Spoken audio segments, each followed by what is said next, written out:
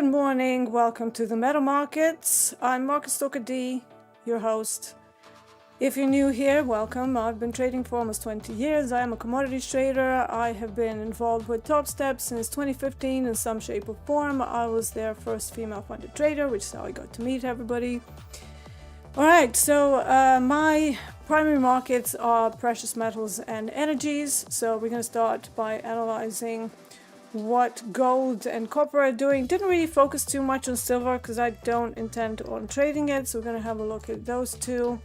First and foremost, let's have a look at the daily chart.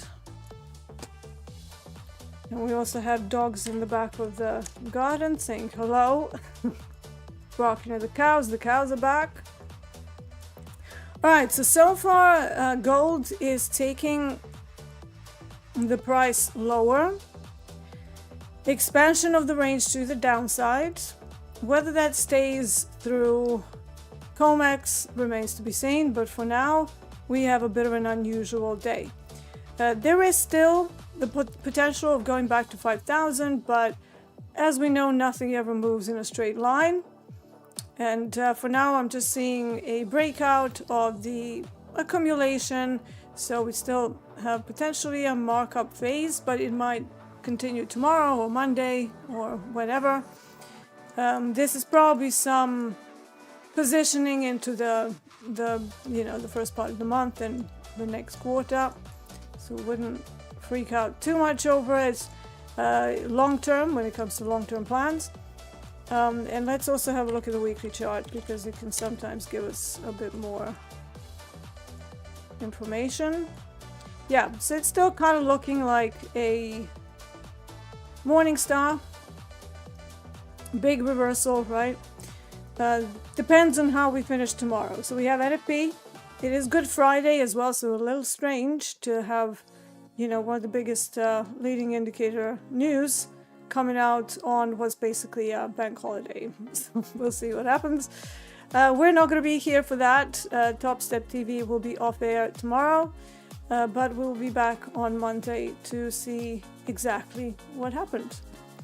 I'm going to be taking the long weekend to do some other things and probably will not be trading. I might, depends on how today goes, maybe I'll get a payout or something. I don't know, we'll see. Depends on how today goes. If I don't end up doing any trades, then I'm going to wait until next week, so I'm not in a rush. Alright, let's have a look at copper now in the same vein. Weekly time frame. It's looking like it wants to create a 3 inside up pattern. The only trouble is probabilities on Thursdays for copper are a little bit poor for continued upside. But yeah, we'll see. So it looks a little weaker and a little more range bound in the larger picture than gold. So for now, I need to just have a look at the intraday levels and how that relates. Now, what is the daily doing? Yeah, daily trying to create an opposite picture to what we have on the weekly. So there's a little bit of disparity there. So a little bit of caution maybe. But generally also trying to push through the single prints. This could be a reversal from those single prints and a rejection back into the accumulation. So a little bit of a weaker outlook on our little copper here. And let's also have a look at crude oil. Crude oil had an absolutely massive move in Asia. Probably a result of yet more headline risk. On the weekly chart is looking super bullish, so wouldn't be super surprised if we are in some kind of a new high in relation to the previous movement recently, not looking at like many years back. But I think the all-time high on crude oil was somewhere around 139. And for now, there does not seem to be any resolution to the conflict, and that is going to remain as headline risk. Most markets are still quite slaved to the crude oil movement. We're still having that negative correlation between the equities and crude oil. Even on the weekly chart, it's quite obvious. Now, when I look at the intraday time frame, the negative correlation is slightly less at this time of day. So it was -1 throughout the Asia session. Now we're kind of -0.5. So that could come back to increase when the regular trading hours begin. But for now, they're still correlated, just not as strongly as we've seen them during RTH. All right, let's go into the intraday overview and levels.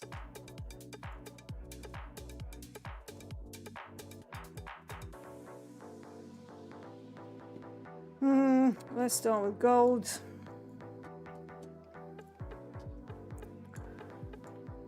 So first thing is that ADR low, which is a statistical measure, not really connected to the structure necessarily. The ADR low was exceeded. The reclaim that was attempted earlier in the London session failed. So that gives a little bit of a bearish tone to the price action and potentially some kind of a continuation. We also have a pretty clean extension downwards in a failed auction because they tried to come back into actually, is it a failed auction? Let me have a look at my other chart just to make sure. No, so it's still inside the initial balance, so we have no extensions yet, so very rangy for now. Bigger options levels are actually at 4,600. Moderate put wall, didn't put it on here. And we're kind of battling in and around 4,650 at the moment after that failure of the ADR low reclaim. And for now it's just going sideways because that's what it does usually at this time of day. But the closer we get to COMEX pre-market, the more movement we can expect to see. And then to the upside, we have a pretty large call wall at 4,700 where VWAP is, and also you can see a pretty strong movement down. For now, we have some single prints that were rejected, and they could make another attempt there. So maybe test the VWAP and then further downside. That is a pretty massive move though. So please stick to micros if you're trading gold. Just like not financial advice, just common sense, because these ranges are still absolutely humongous, and proper counts, unless you have like 100 grand in it of actual buffer, not like the nominal value, would be the only way to kind of play it a little safer. But even then, the amount of risk involved with the movement that we're still seeing is pretty bonkers. So that is gold for you. Let's have a look at copper, which is probably going to be my baby for today. All right, bit of a noisy extension. Don't know whether I would classify this as a neutral day. So these blue lines are the initial balance markers on copper. We have a bigger gamma wall towards the ADR low and Tokyo low. But in copper's case, we are maintaining the average range for now. We didn't exhaust it, we didn't exceed it, we didn't try reclaim it. But obviously there's a pretty decent correlation between copper and gold to the tune of almost a factor of 0.7. So not quite 1-to-1, but copper is definitely pulled by whatever GC does. So obviously we have to take that into consideration. Now, having said that, copper on Thursdays tends to have this like downside penchant to the tune of like 83% if I look at the time frame from last October up until now. So that's probably my idea here, to try and run it past the Tokyo low. They never actually swiped Tokyo low once the Tokyo session finished, but Shanghai did take it higher into a classic take profit move and didn't even touch VWAP at that point. The shallow extension that we've seen earlier was kind of contained within the bottom third of the initial balance here, and that can be another bearish sign. Now, if copper starts to rotate through the 50% of initial balance and further, that minimizes that downside hypothesis quite a bit. So the probabilities will then shift. And at that point, I would probably have to change from the hypo that I want to see it back down at 550 gamma wall to maybe a more neutral day, and then perhaps use the COMEX reversal for yet another entry into a new short higher up, okay? But I'm still looking at copper as a potential for a decent downside movement, decent downside push. For now, we just have a steady grind lower, not really much of a pullback happening at all. But at the same time, it is really steady. So until I see some more commitment either side, you know, I would really like to see like a fake out sweep upside that then fails. Another way that I could maybe run this is to try a super small size, like maybe 2 micros, and then maybe add as it starts to wiggle around. I'm still going to be using 55 ticks for my stop, and then maybe a slightly bigger target because 550 is further than 2R. But yeah, let's see if we can kind of get like a little pump upside and then a reversal for a continuation down. Crude oil exceeded its ADR, so this is where it is. The ADR was located around 104.50. We have a bigger gamma wall up at 110 and a slightly weaker call wall around 108, which is exactly where we are now. Didn't put it here, but it is something to consider. And another one at 107, so that could bring a little bit of a range and hedging and indecision. Doesn't look that great for me because I would like to see it up at 110 and then see what we have for price action. I did put the London average session range high on this chart as well because the ADR high is no longer a good reference level. And now the ADR low, if we keep going higher into a new day, is going to keep kind of crawling upside at some point. But yeah, we need to take in the information that ADR high has been exceeded and that one doesn't move. So we need some new market generated information in order to do anything with crude today. I don't like to give like projection. Whenever it's this high up, it means that at some point they might want to run it all the way back down, which is a pretty severe reversal. But what I don't like is the fact that we had this huge pump during Asia and then just a slow crawl upside. Usually means that we are going to have a reversal, but because we're not at any meaningful levels, I have nothing to fall back on for my hypothesis that we go lower in the pre-market NYMEX. So for now, I'm going to avoid getting involved in crude oil. We're also way up higher from the initial balance. The initial balance is absolutely tiny compared to the average range. So it's 86 ticks, it's nothing. And it went higher. So we could have the same situation as yesterday, right? So big pullback and then another crawl back upside. That is what statistically tends to happen. But at the same time, I usually like to run the shorts, not just as a time-based thing, but also from one of the major levels where the dealers might get involved, and we don't have those here, so it's not the best. All right, so there was a little bit of a movement in copper, so let's focus on copper here mainly. And I am not really in favor of doing caveman trades, you know, where it keeps going down and you just kind of plop in a trade and go like whatever. So I still want to see maybe a 30-minute reversal, and then we wait for that to close higher, but then we go into a short with the stats. Am I gonna get that? I don't know. We'll see. It depends.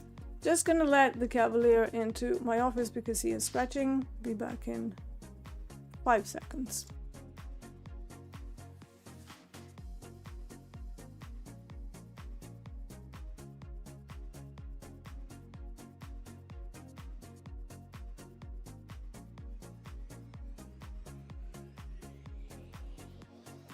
All right, we've got the puppy cam in the back. I do have my office doors open, so at some point Seven might decide to scream at the cows. If that happens, I will try and mute myself promptly.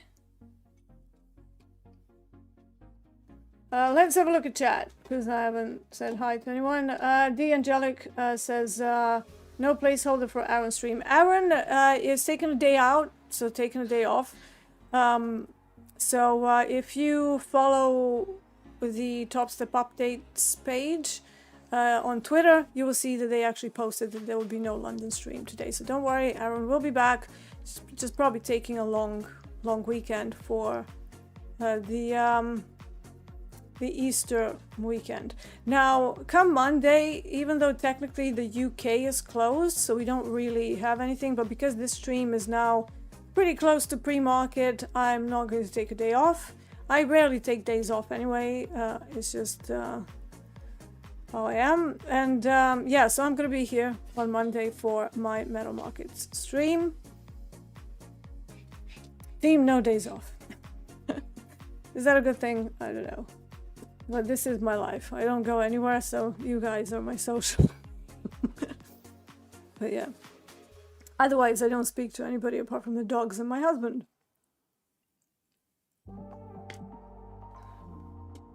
Oh, Bruno has some more information for us. Aaron had to go see a vet for his dog, so it's alright. I have to do that sometimes, but because my dogs like to get sick overnight, usually we're at the emergency vet at like 2 a.m. in the morning.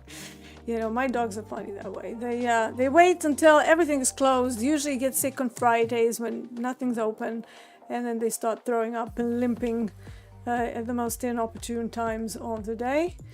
But yeah, so we have to take care of that, so it's alright. Let's see who else is here. Trade for Pips says, I will take over for London. Okay, we'll get back to you on that. Wow, you guys have been chatting. Chatty Cathy's over here before the stream. So let's scroll down. Raphael is here as well. Ems as well.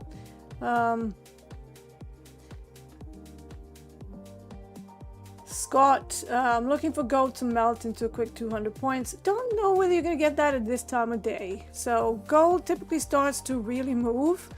It has to be range bound until such time that we get maybe about, let's say, another 40 minutes or so. And then you can start looking for some more volatility to increase. Why? Because we have the overlap coming. And then in the overlap, you get expanded volatility. And then suddenly things start to move, the tape comes to life, and you can actually start to read it. Right now, it's very sideways on gold, and you know, a bit of a barcode going on. If you had one of those scanners, you know, in the supermarkets, if you ran a scanner, it would go beep beep and come up with a random product, random article. Okay, let's see. Trading Nickel says Russia's Putin to hold a call with Saudi's MBS. Russia and Egypt could discuss creating grain and energy hubs in Egypt. Okay. Vladimir is asking me, Rođo, odakle si Serbia? Belgrad, brate, Belgrad. U stvari Zemun. Zemun, brate. But I was born in Belgrade, so yeah. I've lived in the UK since early 2000s, and I'm only a British citizen now, so I don't really even have a passport anymore. So yeah, I just got tired of the 90s nonsense that we had in our country, in our lovely country. But yeah, where are you from? Oklahoma City. Interested to know. Daniel says morning. Good morning. So Ems says gonna examine the crap out of CL last 2 to 3 weeks carefully over the longer weekend. You can actually examine it from January, so go into the old contract. That's when we started getting indications that crude oil is back on the map. It was a horrible product for almost 2 years, like 18 months of absolute pain. We had like every odd day where it would run for 200 ticks, and then NYMEX would come and it would still be very, very range bound. And we're talking untradeable ranges, man, like 35 ticks range. I don't trade the initial balance, so I would typically wait it out. And then I would try and get into a failed auction, and it would just be a partial failed auction, and it would get stuck. Literally stuck. Just like no. And you can even see it like in the old Topstep TV archives, where I'm just like I can't believe that what I'm saying, because I've traded crude oil as a high volatility product for like 10, 11 years. And then it just died on us. And suddenly this January, both me and Hoop are like, I don't know whether it's back. I don't know. I don't know. Don't know. And then for the entirety of January, I was just like watching it and going, okay, well, the ranges seem to be kind of holding. And I was so careful putting it back in the list of my tradable products because it hurt me so bad. It's just, how people say, who hurt you? Crude oil hurt me, man. It's terrible.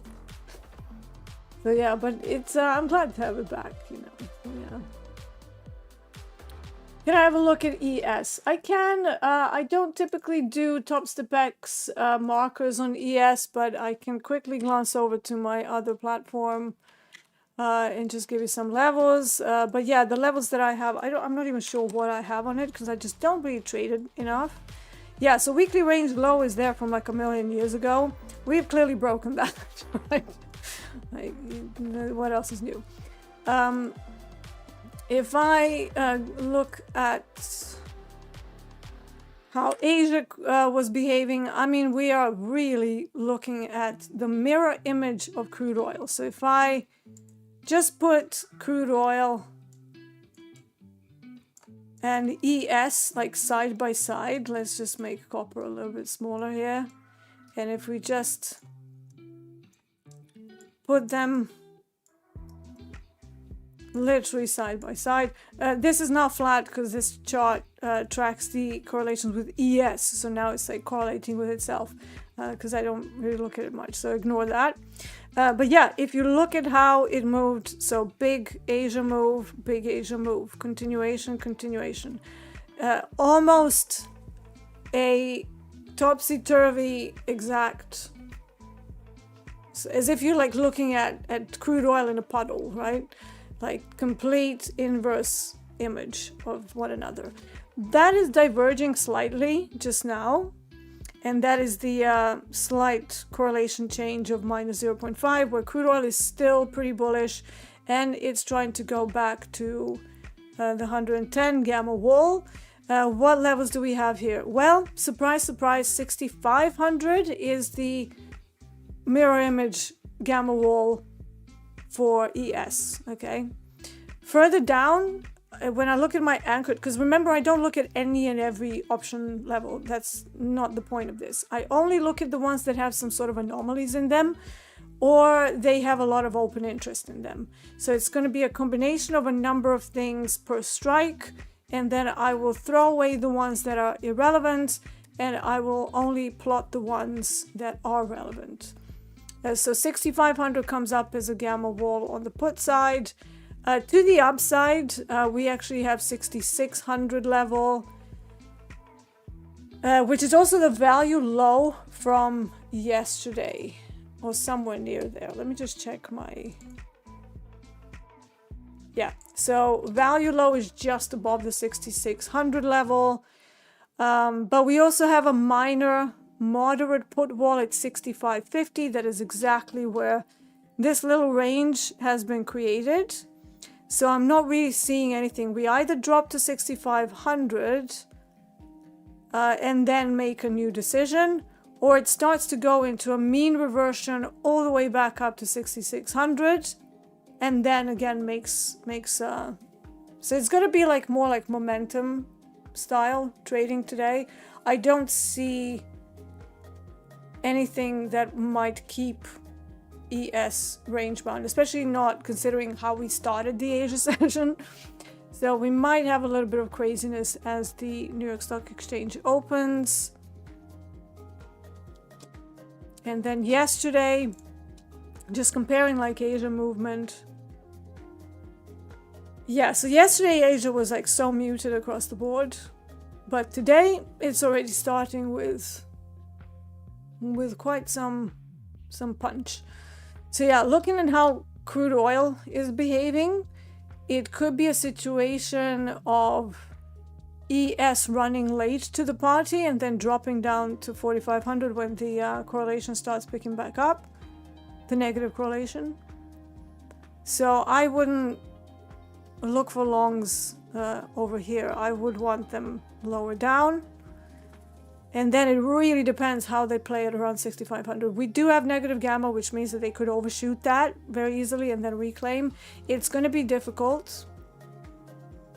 It's going to be another sort of tricky day. We also have NFP tomorrow, and that could go both ways. It could go into a massive day, or it could go into an absolute barcode nothing. I don't know whether equities are the ones to look at during headline risk, because everything is literally playing to the tune of crude oil. So if you don't know how crude oil moves, that if you've never traded it before during higher volatility times, which was the 10 years of my career, it might be a little tricky to read equities now. Equities traders traditionally are not very keen on crude oil price action because of the double-sidedness of it. But also once it goes, it just goes. So unless you're already in, you either have to try and catch a fade off of the tape, because there's no other way to catch it in any meaningful way. So you have to be a little bit more order flow oriented in these times, because it's extremely difficult to wait for any meaningful 5-minute time frame or anything to give you the signal, right? The signal is they absorb, but one side breaks, all hell breaks loose, and then a million ticks later they start to fade that. That's crude oil for you. It's been like that always. I don't know why people are now going, well, whenever you see a big move, it tends to fade it pretty. Yeah, that's what crude oil does. You know, the focus is usually on the news that comes out, but crude oil has a lot of dealers and commercial hedgers and a whole bunch of people that are using it for different purposes. So, you know, it's always had this like double-edged sword to it. Even if it's like a huge uptrend or a massive downtrend, you still have these really, really scary moments and whipsaws. So if you're not used to that, and I think NQ has them intra-candle, but once it used to go directional, it just goes directional, but now it's doing the same thing that crude oil is doing. So obviously people are like, oh, it's a shit, and I'm like a kid in a candy store over here, because, you know, crude oil is the product that I know the most, very closely followed by the copper and gold. Don't like trading gold these days because of the ranges. I still trade it towards the end of the day in my own personal, but I just think it's too big for prop. It's too much risk. Alright, so on copper, I did see a little pump upside with a few larger contracts that stepped in. So now let's see what they want to do with that. I might have something here setting up. So yeah, those are your kind of immediate levels. If you want further levels upside, it's just literally round numbers, so 6,700 to the upside. And then really nothing much until 6,800, which is a mega call wall. And then to the downside between 6,500 and 64, again, very few things that could stop the downside movement.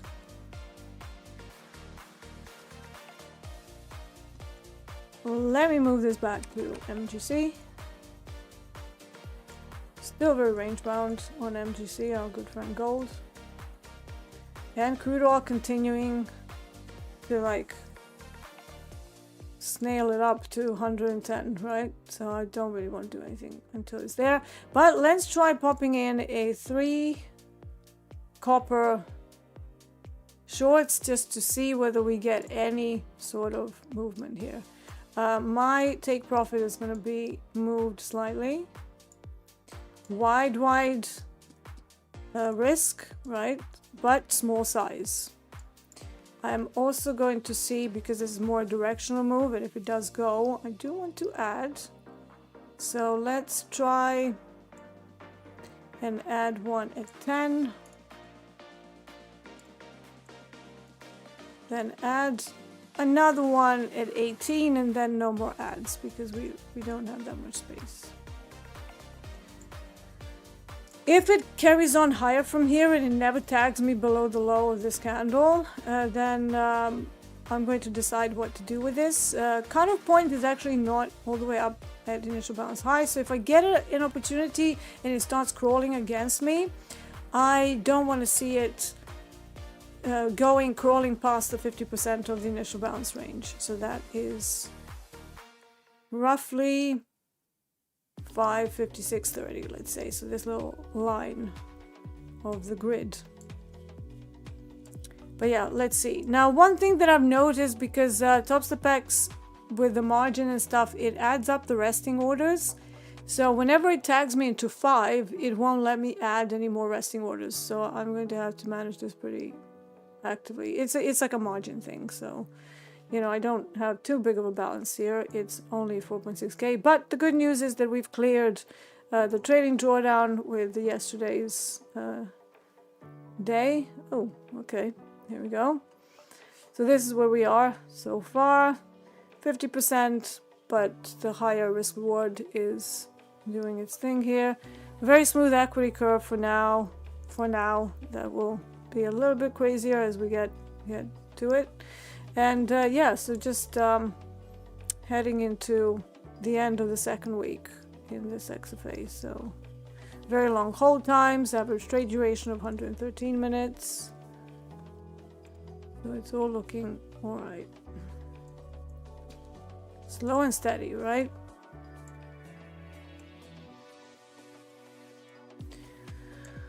Okay. There's gonna be a bit of a fight around the initial balance here. So one thing that I wanna keep an eye on, and I know it's not the most comfortable, but I do like to have my eye on everything that I'm looking at, right? So here I'm looking at gold, crude oil, but also the correlation between crude oil and futures and ES futures, and also the product that I'm actually trading. We stick on the 30-minute time frame. During headline risk, I don't really stare too much at the lower time frames unless I'm already in a momentum trade and I'm just looking for how the market is, because I'm a mean reversion trade primarily, and the momentum trades have to be much quicker. So you're effectively looking at the market on like a super low time frame to keep exiting the range of the previous candle, and then if you get a huge volume just out of nowhere that's pretty directional, that tends to be more often than not an exhaustion candle. So it's pretty much the end of the move. And copper I don't think is going to be that crazy, so I don't need to do that with copper, but crude oil definitely calls for a little bit more granular view if I'm in a momentum trade. But even if I get involved into a crude oil trade, that's probably going to be a mean reversion of some sort, whether further up once we shake it out. That sounds like a song. Or whether we actually get up over 110 and then go into a further gamma squeeze towards 112 and higher. What do we have up top? We have really 118 after we cross over. Is it 118? Yeah. But yeah, headline risk.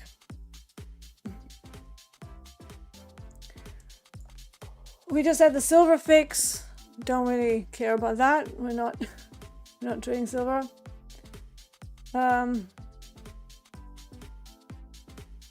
M said, well, D, you're a unique elven vampire killer creature. You don't believe nothing, no one's advice, some new stuff, and all the backtesting speaks for you. Oh boy. Not necessarily. I do take in the news, but unless I'm already in, I couldn't really, frankly, give a rat's ass, as you guys like to say, a rat's ass. Couldn't give a monkey's what they say, because you still have dealers that will hedge the moves, right? That's where the magic happens. Even if crude oil gets shaken out, like if you put these levels that I bang on about every day, if you put them on your chart, or you grab it from our Blotech Discord config string for TradingView, because we do have now a Blotech GL, which is, okay, we got tagged into another one. You will see that during like these massive shakeouts, they tag one of my anchor points and then bounce away from it. So it's like, why would I want to stress myself out? I expect headline risk, but I'm not going to be like unless I've seen it already happen and I kind of totally missed the move, then I will stay out, right? But if I'm already in a trade and they kind of start talking, if I'm like 200 ticks in profit and it brings me back to scratch, I will exit. But if it just continues the move that it already started, then I'll stay in. I do have some rules over when to jump out or not, but yeah, it just doesn't really faze me that much. So I'm aware of it, I listen, but at the same time, after trading crude oil for so long, if I tell you that I've traded it since 2013, every single bloody day. So it's not the back test temps, it's the forward tests. And bloody 13 years of a forward test. And the back test for me is just to test the functionalities of the last sort of couple of months. It's like, well, what are we doing the last couple of months? But all of that is then tested against the framework that I know has worked for me for 13 years, right? So it's not like I'm just pulling stats out of the magic hat and just going, hey, look, this is what happens. No, it's like I've traded this stuff for a very long time. I have, extremely good situational awareness on most days. And also, not always, I'm human, sometimes I break down as well. But most days, I know what crude oil is trying to do and how it usually goes, because I've lived through like literally thousands and thousands of crude oil trades. And that's why I have such high confidence of whether something's going to keep going.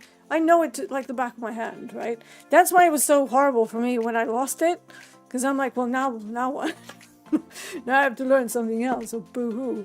And I've learned it. You do a couple of years of back testing, and then you do a couple of years of forward testing and living through the setups, and you get to know the products that you sort of traded before, but they weren't maybe your focus. Again, that's what happens after 20 years. You get a lot of hours where if you've worked within a framework, you can then put that experience against the framework. But it doesn't work the other way. You're not having a framework and then trying to derive a framework from, the last, what was this, like 3-4 weeks of what's effectively a risk on, risk off situation that happens once in a blue moon. So just you need to, have something to compare things with. And because of my framework that uses the market profile and the average ranges, and also my concept of 4-hour Q highs, Q lows, which is like a swing supply and demand based thing, all of that gives me a pretty good idea of what happens at a particular time. My issue with the earlier Euro trade was I've never traded that and nothing moves. Metals don't move. Crude oil never used to move. It's moving recently. But it would move like once in like 3 weeks, and it's like that's not enough of a sample size for me to do anything. And then on most days when I would try and trade it, because I'm like, right, we had a big day yesterday, let's go, and then it would get stuck in a 30 tick range. So it was very frustrating, I'm not gonna lie. So yeah, it's not the stats, it is the stats in light of the framework and experience being and living through those setups.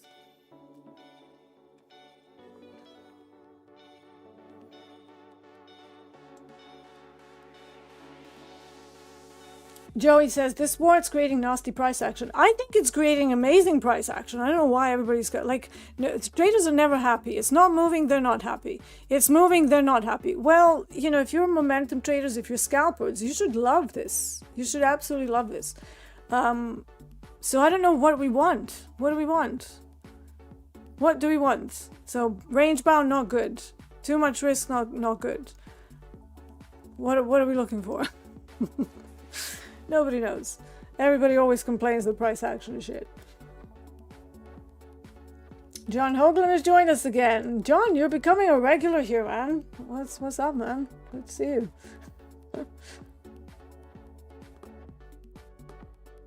Yeah. The OP has the OP return has a theory of why dogs get sick and overnight and stuff.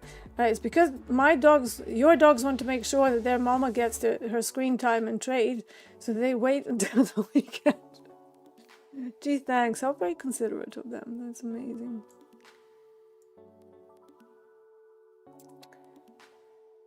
Do I have a 6K trend line? No, my prices are generally much cheaper because, and I teach a, guess what, CPD certified course, which means that I had to go through many hoops and submit all of my materials and everything to explain to the regulators why and how my course is helpful. But I do have a course, I do, okay, so sue me. But my course is order flow. My course is institutional order flow, supply and demand in the first level, market profile and statistical average in the second level, and then how I use gamma and how I smush all of it together. Playbooks specific to those setups in the third level. And that is continuously updated. But I don't charge $6,500 for it. It's not cheap, but it's also not ludicrously expensive. I did put a medium price on it, or we did, it's not just me, that would get rid of time wasters and give us action takers who actually want to learn, rather than somebody just buys a course and never does it. But you know, you have a lot of crap out there. You have people who are selling, again, $6,500 courses, and then the first lecture is, this is a candlestick, this is where the high is, low is, and then you put a line there and a line there, and hey presto, it's all done. And then they try and charge ludicrous amounts for basically something that you can find for free, okay? I was always of the opinion that I will never have a course if you can find it for free in a structured way, right? What I'm doing, I've never seen anybody use average ranges the way I do, making them into levels and having a solid way to calculate them every day. I've never seen anyone, apart from Dalton, explain pure setups.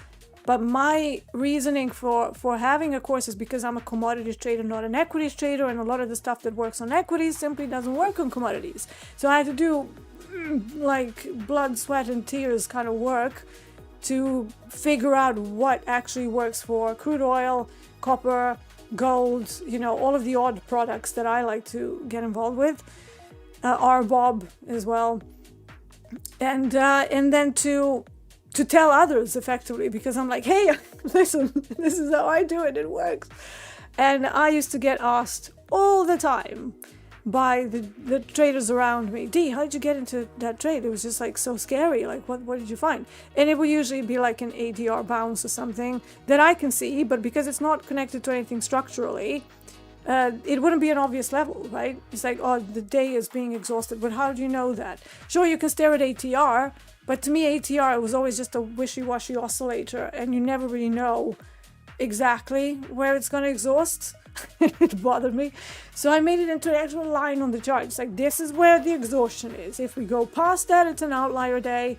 It can wag outside of it, but then reclaim it. It is still active then, you know. And the same thing with gamma levels. Gamma levels actually only became possible very recently. Before, it was like something that you could only have access to if you had a brokerage account with enough margin for them to actually show you the real-time options chain.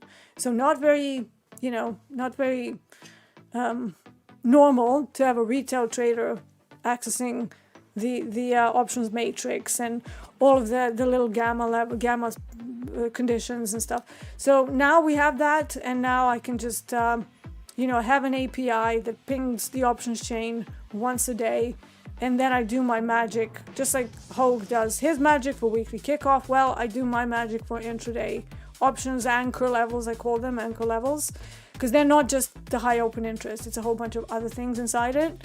And then I make a decision. All right, we've been tagged into all 5 of these. Let me see if I can add. I don't think it's going to allow me to add. Oh, it did allow me. Yay, we've got enough margin to trade 5 micros. Whoopee. Okay, so that's all fine. I've just added a buy stop to account for this add-on. I will also add 2 limit orders here. And it's not letting me. Okay, so you see, it's still not quite high enough. So we need to get higher on the balance before we can add up all the resting orders into 5. So I'm going to manage that, take profit as and when it comes. For now, it's looking okay. We're slowly dipping down. We have the Tokyo low as a danger zone. Danger zone! Can we get some Top Gun? We'll see how this works. It could go horribly wrong. We could have an exhaustion candle, so we need to be careful of that. And then if the smash to the Tokyo low ends up being the higher volume candle on the day, so big pop, I will have to close out because that is not what I want to see. That implies that the volume is so huge inside a single bar that it's going to cause some sort of dealer hedging. We do not want to see that in a directional move.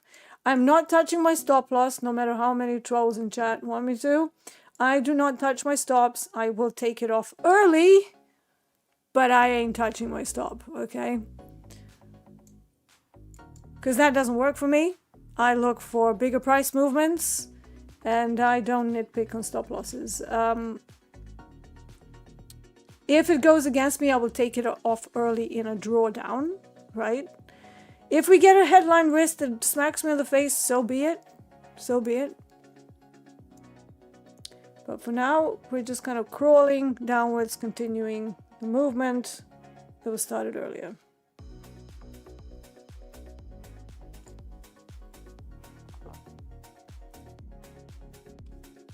Vladimir says that we're close. Blizu smo, ja sam u Rumi. Oh, okay. I'm in Surrey now in England, but yeah. Nice. It's good to see, my folks from back home popping, because we've been getting a few of them. We had someone from Kosovo the other day, and then I think another person from somewhere else. But yeah, it's nice to see my peeps getting involved with trading. We don't have a dollar index in futures. No, that is spot. God.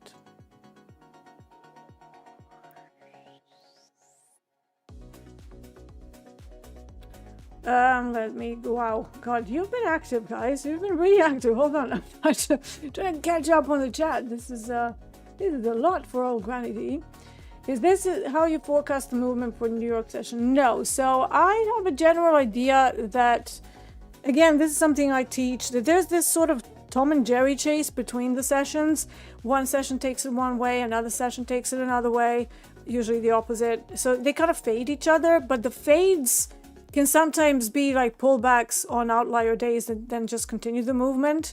So again, context is king. If it was so easy just for me to tell you, hey, every time, you get to a certain part of the day, like Euro close, you're always going to get a fade. You'll get a fade on most days, but there are days when, let's say you have a gamma squeeze and we're just in a zombie rally on equities and it's just not stopping. So in that case, any sort of a reversal that you see into the Euro close is going to be minimal. And then you can use that to get back in on the zombie rally and keep going. So kind of like a time-based thing. Again, very specific to the way I trade. Nobody else that I've seen ever mentioned time of day. And yet to me, I can't trade without a time of day reference, right? Every time I try, I'm a complete muppet. I'm like, I don't know what's going on. Let me try a trade. I didn't work. Oh, I don't know. So, I have my days where I definitely don't do well in certain parts of the day. Typically, it's during the initial balance and probably about 30 minutes after. I can't find a trade for the life of me, okay? But as we get into that euro close time of day, we start getting to some pretty important levels. The volatility dies down a little bit. Then I'm like a completely different person. It's like, the smart D appears and Muppet D goes and sits in the corner. But yeah, so that's just me. I am utterly useless trading high volatility at the open. Do with that what you want, but maybe it's just specific to me. Maybe because I'm a southpaw, I'm left-handed, and I do things in the opposite way to every person that I've ever met in my life. So yeah.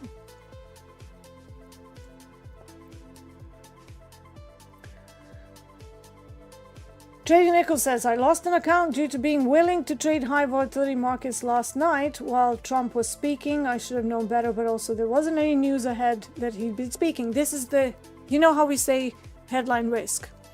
That means there's no schedules. They just come out and start yapping.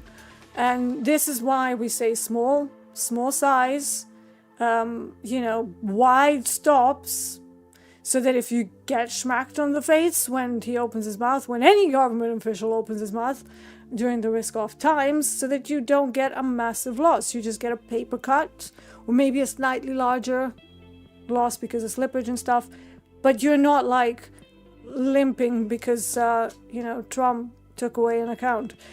So we're not, like, I know that we get a lot of stick for a whole bunch of stuff, but please listen to what we say. All the coaches, all the hosts, whatever you think of us, we all have at least like decade of experience at the minimum trading the markets. Some of us look younger, but we are not. I personally have close to 20 years. John Hoagland has over 30 years, maybe even going to 40, although I don't want to... Hoag, if you want to chime in, are we getting close to 40 years?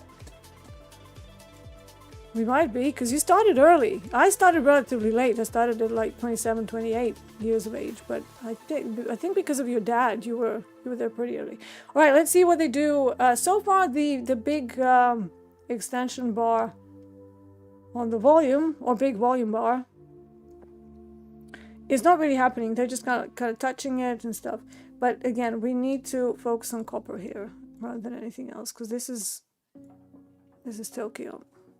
Some sweeps are happening, so it just depends on how. Like, look, if they, let's go to a 5-minute time frame. So far, this is all very regular volume, right? So what I don't want to see here is that it goes into sort of like flipping you off.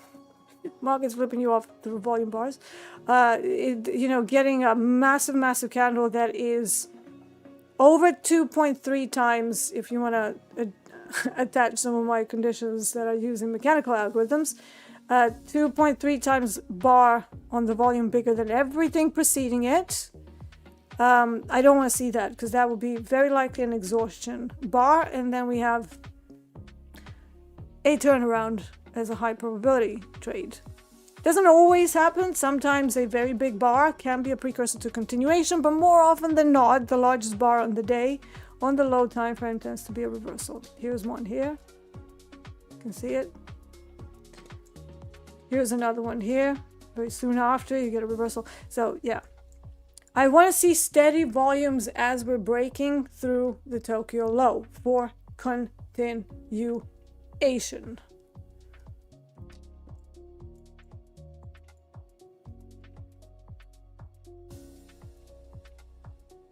Can you caveman entry into crude? Well, I mean, you can. Whether you should is kind of a different matter. I would suggest not to. Okay, primarily because crude oil, if it goes the other way, it's gonna be so violent and so quick that you won't know what hit you.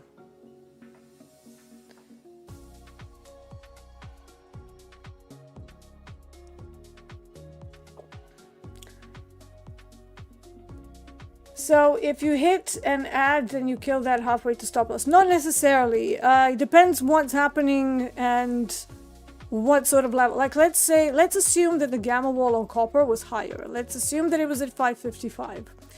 So if I had a late entry, it also matters on the quality of your entry. You know, how late are you or how early were you on the move, and where does that put you if they retest a big level? Now, from copper as it stands, we don't really have too many things in the way of anchor points. We just have that gamma wall that should be a magnet.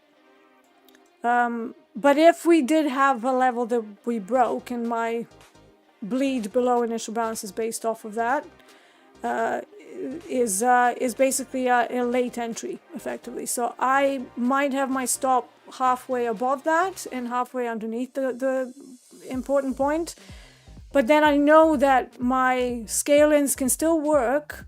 However, I will be expecting a bigger drawdown into the retest of the level, which usually happens, right? Don't know whether that makes any sense, but yeah, so basically the quality of your entry in relation to the reference level gives me my tolerance for how much drawdown I will allow. In this case, not much, because my reference is basically that we continue past the Tokyo low. So if it completely turns around and starts going against me, there's really no point me holding it past the halfway into the IB 50%. Why? Because once we go crawling above 50%, that completely changes the probabilities of what this trade should do. Completely, like, topsy-turvy. By the way, guys, I'm taking a new medication. It is really promising. I'm absolutely happy that I can report no pain for the first time in 4.5 years, and I'm kind of on the high because of it. So if I feel a little bit more lively to you today, it is not Celsius, it is actually lack of pain. Which is making me, I think it's making me like, feeling normal is making me a bit high. Does that work? Or is it just that I'm like so happy that I have a part of my brain back? Let's hope it lasts, because I've been so disappointed with various treatments over the last 4.5 years. So, you know, initially they kind of work, but then they don't work very well, and sort of takes away some of the pain, but doesn't deal with brain fog. And so this is the first one that I'm like, oh my God, okay. So I don't know, maybe we get the old D back at some point. Look, I don't want to jinx it. Let's not talk about it, because it's okay. It's going well. I'll report back in a month. Okay, but you'll probably be able to see it from the way I am as well. So, yeah.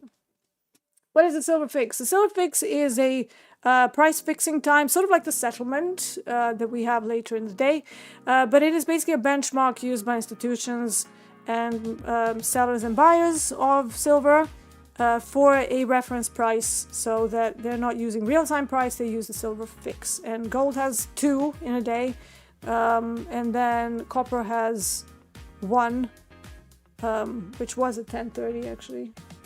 No, sorry, 12:25. 12:25. So we've just gone through but it's not nearly as relevant, right? So it doesn't cause the same amount of volatility as the silver fix for some reason. Whereas the first gold fix at 10:30 a.m. London time just causes the pinning. Like nothing happens.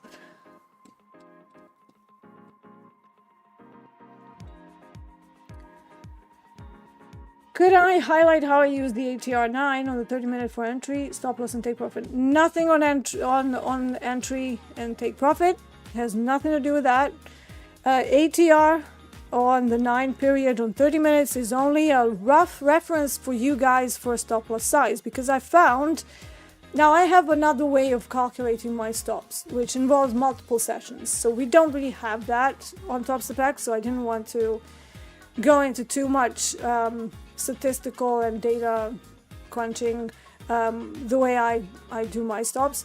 But the closest thing to that is to look at the 9 ATR on a 30-minute that traditionally tends to give me a very, very similar number to what I normally look for. Okay, so the volume upon the break of the Asia low is very even, so we don't have any anomalies there. We did have a little sweep, but it didn't cause a huge volume spike. So we might get a little bit of reaction here, but at some point we should see a continuation. So we now just need to sit and wait until they make up their minds. Just changing a couple of things here. Right, we have a bit of a single print left on the drop down. What are single prints? They are directional, strong candles that leave a cave in the middle, so that's good. You can see that on a 30-minute time frame from, I suppose you can call them FBGs, whatever. I think that's popular now. But we used to call them single prints. I will continue to call them single prints because I'm Granny D and I go by the old concepts that I was taught.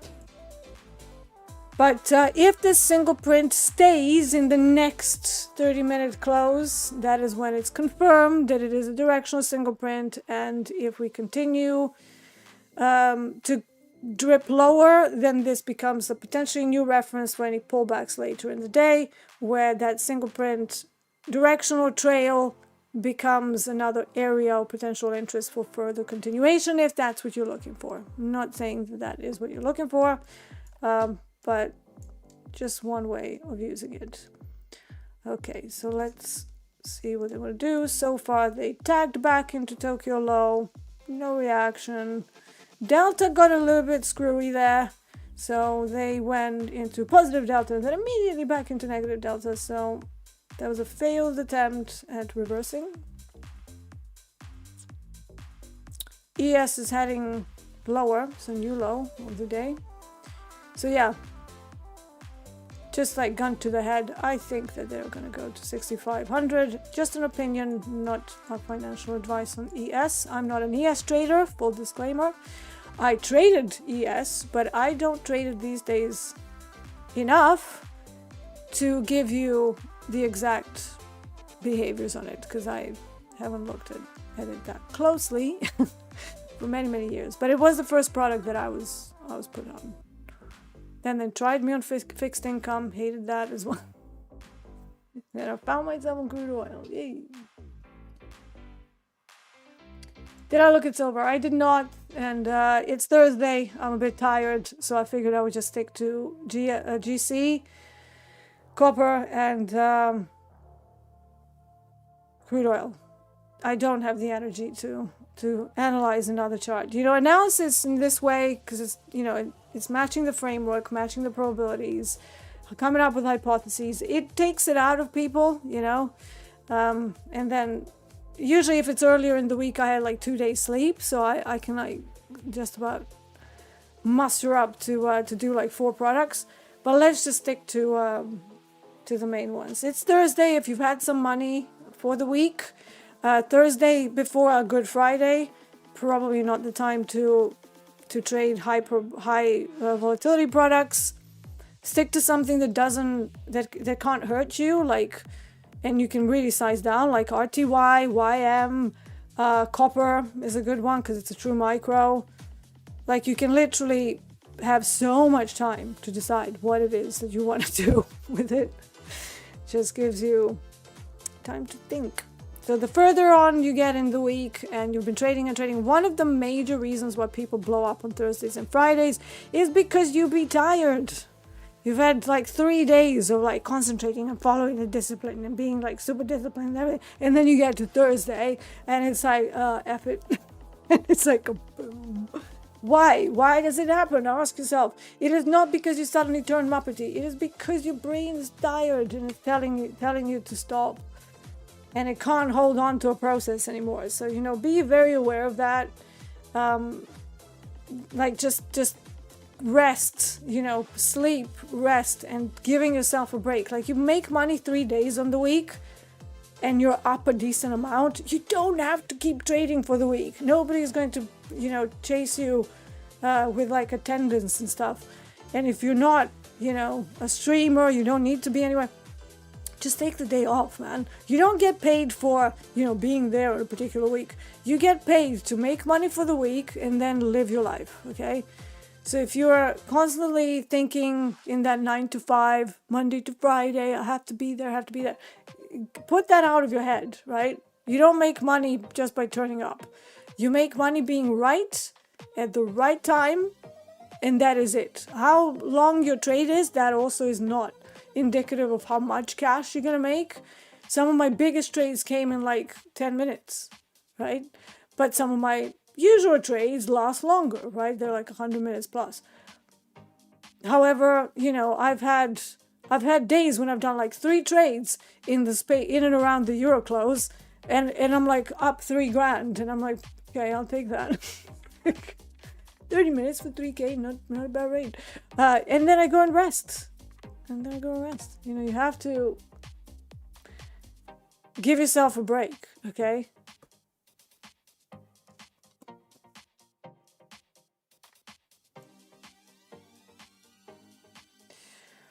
All right, Sandy is here. Good morning, good morning.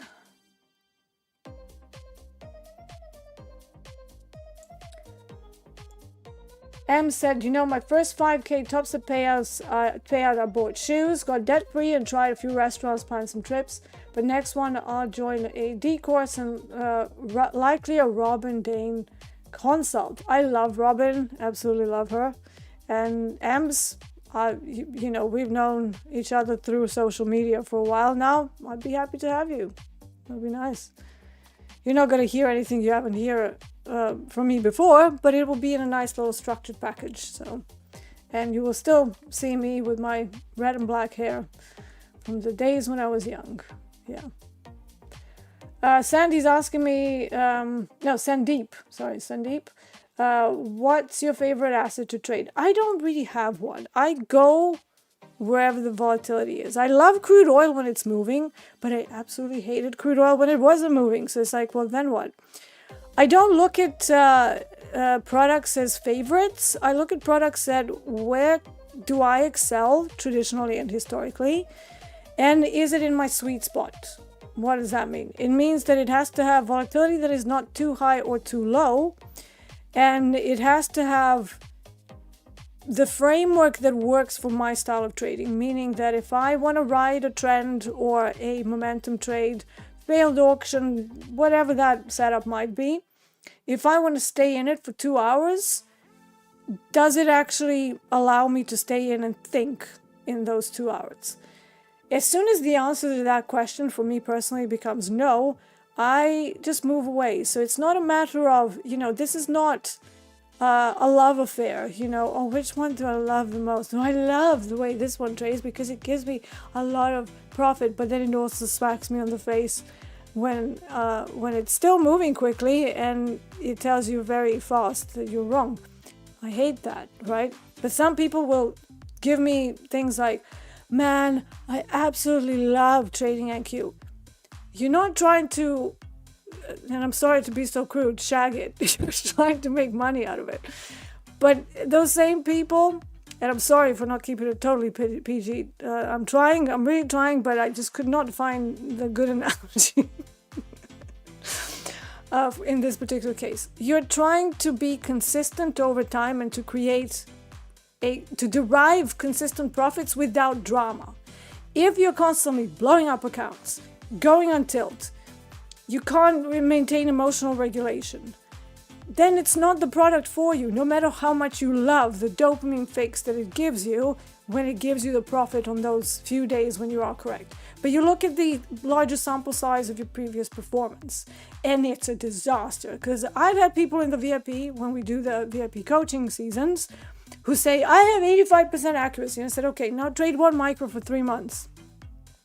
Guess what? Or just for a month. The 85% accuracy is nowhere near the truth. So where they get the 85% accuracy is on the 2 days that they pass the combine. So you introduce entropy through time, right? So the more time passes, the more chaos is introduced and all of that. And what happens? Well, the 85% turns into 30% and it turns into complete Muppet moments over time. So it's like, so you don't have 85%. The F are you on about? And then they start to realize how much work they have to do. and that's spewing out things like, I have 85% accuracy just because you've managed to maintain that in a week. Hey, I can say the same thing. I've had weeks when I'm 100% profitable. So should I then make a course going, this is a 100% profitability course? Why? Because Dee spent one outlier week back in like 2016 where she didn't lose a single trade. Let's be realistic, okay? Take the largest sample size that matters. I'm ideally thinking a year, but I know that that's like an absolute millennia in the prop space. So let's start with 1 month. Trade one account on small size for a full month. What is the accuracy?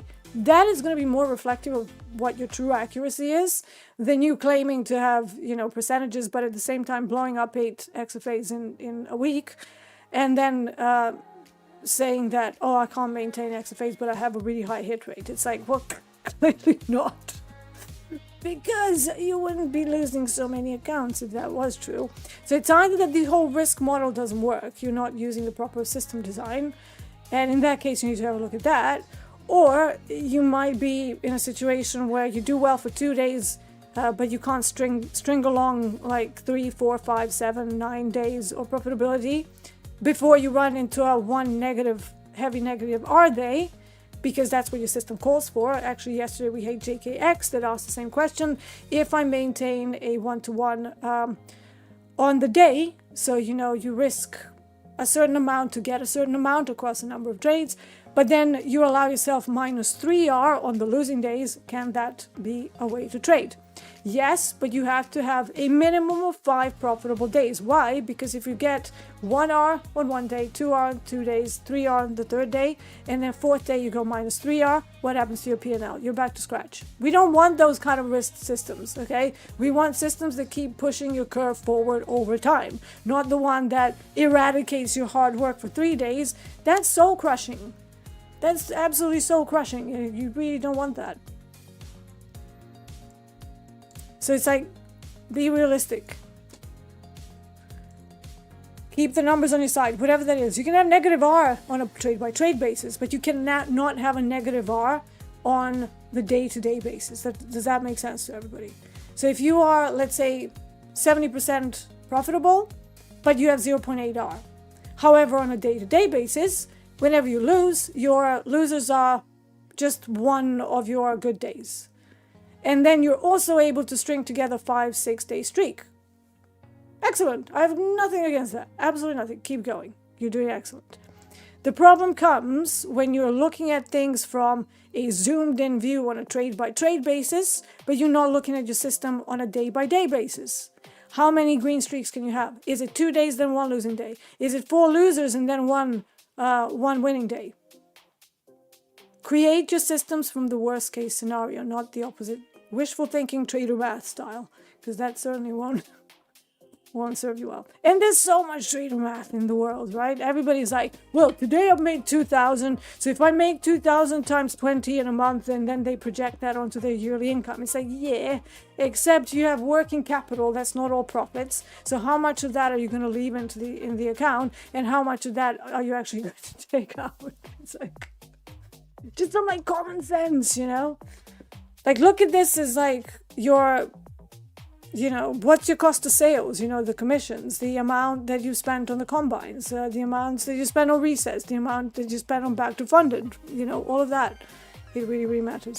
Right, so far pretty drama-free. We don't have any big jumps in volume, and it's just like slowly dripping lower. If this doesn't push all the way to the gamma wall in the next sort of 15 minutes or so while I'm still on the stream, I'm just going to kill this and take whatever is there. And then I think I'm going to end the week, actually. I don't think I'm going to be continuing to trade because I want to enjoy the Good Friday. I want to spend some time with my 8 dogs and my husband and not be hung up staring at the markets, which I love doing, which I absolutely adore. It is my life. But sometimes, if we're expecting the markets to be a little bit quieter or odd because it's NFP tomorrow, I just don't want that stress into the weekend. So I think I'm just going to sit it out until Monday.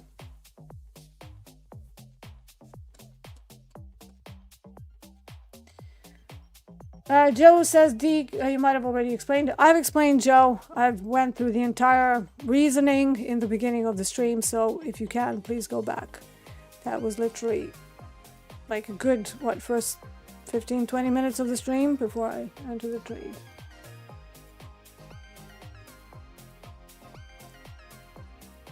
Karina is saying, thank you, Dee, for sharing your experience. You're very, very welcome. Thank you for being here. Appreciate you.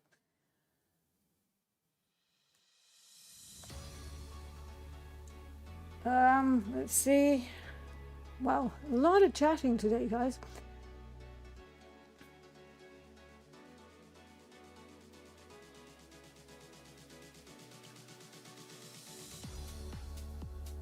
My liveliness on reduced pain is steadier and smoother than Celsius. I know, right? Like, I'm lively, but I'm not wired. It's a big difference. Whenever I'm trying to like get my energy up on like energy drinks, because that's the only option, I am wired, you know, because it's a lot of caffeine, and I'm good on caffeine, but I also then just chat a lot, and I don't allow anybody else to get a word in edgeways. It's like, it's great when I'm by myself, but I really have to like censor myself when I'm on group coaching. But these days I just tell you guys, it's like, I'm so sorry I'm talking so much. Somebody cut me off like immediately. Somebody say something. Trading nickels, I've tried all of that juju and stuff, like it doesn't work. This is the biological illness, right? So the more stuff that people look into it, all of the think yourself positive and then make yourself vibrate back to normality. It's like, you wouldn't say that to somebody with cancer or lupus. And this is turning out to be an neuroimmune disease, right? The more research they do into it, the more it becomes obvious that it's completely biological. So I've tried to think myself positive. I'm probably one of the most positive people that's like up to the point of insanity, how positive I am. And throughout all this, I never really got too depressed. Like, I did have moments in the beginning, but sorry, I've got dog hair all over me because I've got 8 dogs and there's hair everywhere. But yeah, all of this ideas of, you know, do this or do that, it's just, it won't work because something is broken inside your brain, right? So I've tried every alternative therapy and non-alternative therapy that you can think of. One thing that made a difference was serapeptase and nattokinase. That, I think, cleared out some, like maybe some microclots that I had, but something happened. I had like a little tremor after about 3 days, and then I felt better. But it doesn't last because I think your body keeps doing stuff that it's not supposed to be doing. And, you know, 4.5 years of just trying things, and I don't even know whether this is gonna last. I hope that it does, as I do with every new therapy that I start. But yeah, this one is the first one where my legs actually don't feel weak. So fingers crossed that I can like kick that bloody chair in the bin at some point. But I don't want to do it too soon, obviously. So yeah, I don't know. Should I like do like a social media? How many people are struggling with this? Because it's a new disease that came up like after COVID. I don't know whether my experience with a whole bunch of stuff, and so just so you know, it's LDN, this thing that I'm on. So do you guys want to hear that? Obviously, I'm not going to do it here, but I might do it on my like Instagram through like maybe just day 1, day 2. How am I feeling? Is that something that anyone is interested in? Or do you guys just want trading and you don't want to hear about health issues that are plaguing like millions of people right now? What is my vape flavor? Summer grape. Summer grape, and it's the Nera, Lost Mary Nera. You have capsules that are either 15k or 30k, so I get the 30k ones. Summer grape, my favorite. Coach Hoop is here. Not sure how we made it trading full-size crude contracts back in 2015. It's because Hoop, good morning by the way, sorry to miss you last night, I just passed out. It's because it was moving 300 to 400 ticks, not 1,000. And I think like the whole risk was a completely different equation, right? So if you have something that moves 350 as a big day, you can use like 15, 20, 30 ticks for a stop and still get a big follow through. And yet when you lose, that's only going to be what, like 300, 350 smack in the face. I think that's why. But now we have 700 movement. Today it's 1,200. Do you remember any day, Hoop, back in the day where we moved over 1,000 ticks in one day? Because I remember a COVID day where we fell 2,000 ticks. I don't remember having such a big day. I think the biggest one that I've seen was maybe 500 ticks, maybe 600. And that was like, oh my God, it's like such a massive move. But yeah, it's not like a normal thing. So now it's over 1,000. To me, that changes the equation of risk completely. And yeah, if I didn't have micros on crude oil, I don't know whether I would be trading it, frankly. Whether, you know, crude, let's say the crude didn't have a true micro and it was like silver sort of situation. I would just be looking at it and crying, right? Just going, it's moving, but there is. Yeah.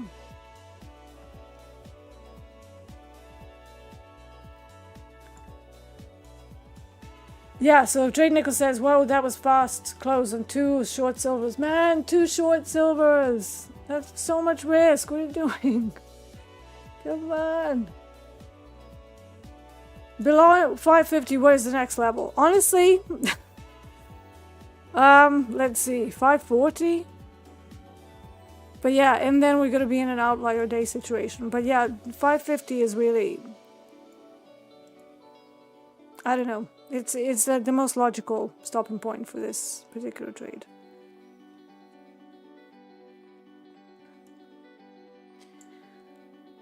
Let's see.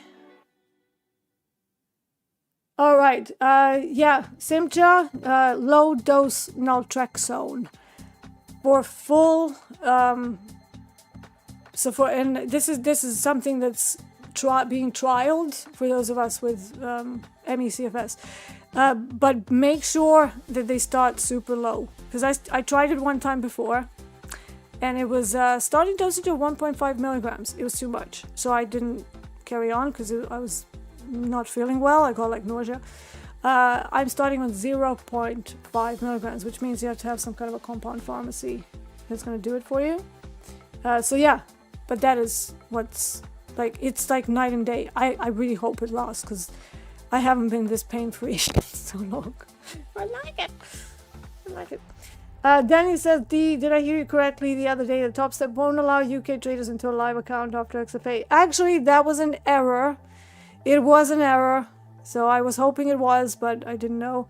Yeah, it's been corrected. So it's not true. Europe is not banned. UK is not banned. And we do not have restrictions over going back into live.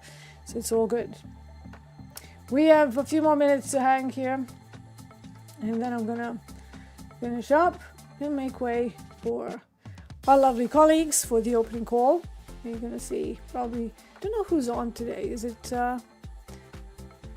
Usually it's the usual suspects. It's going to be Jay, Hogue, JD, maybe Coach Ray. I don't know who's on today.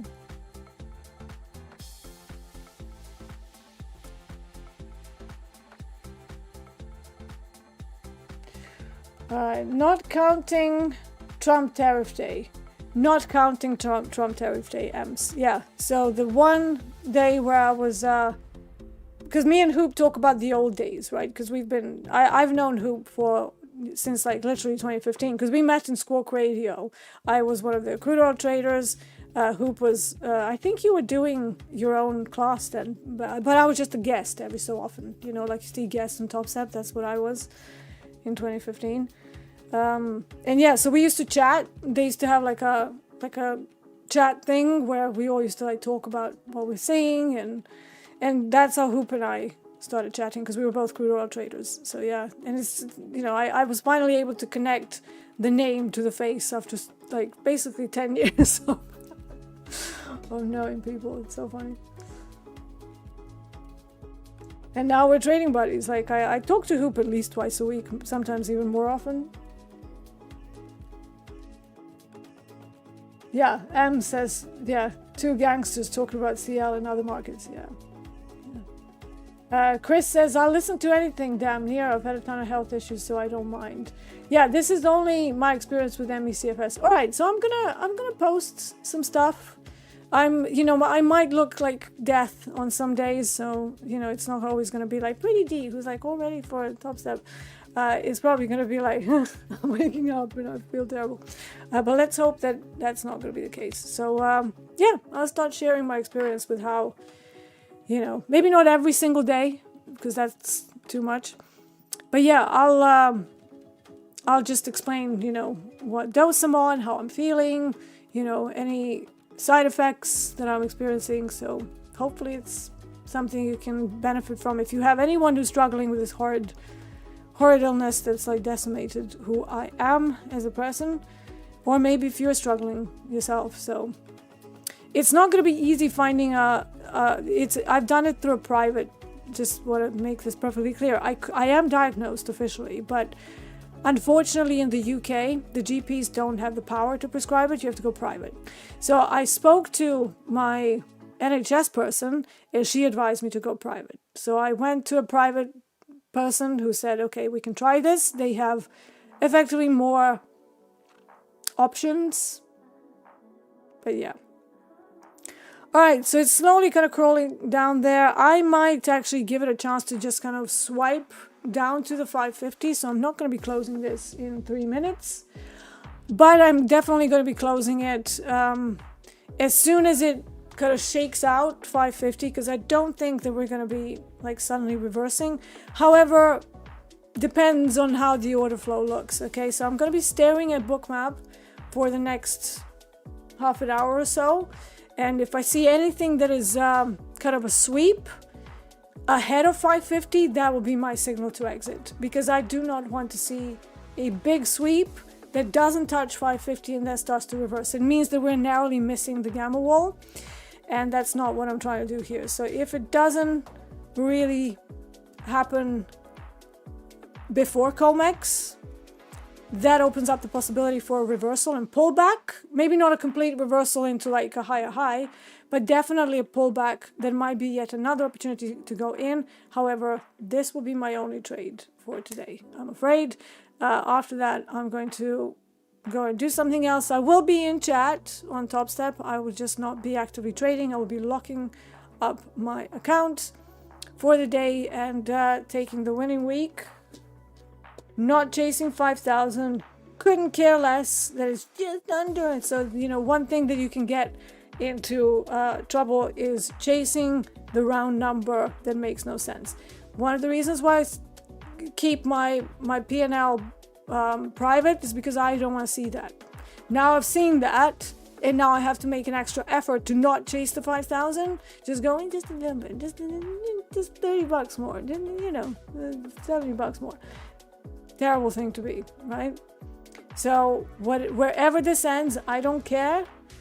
If the trade is not valid anymore, I couldn't care less where this stands.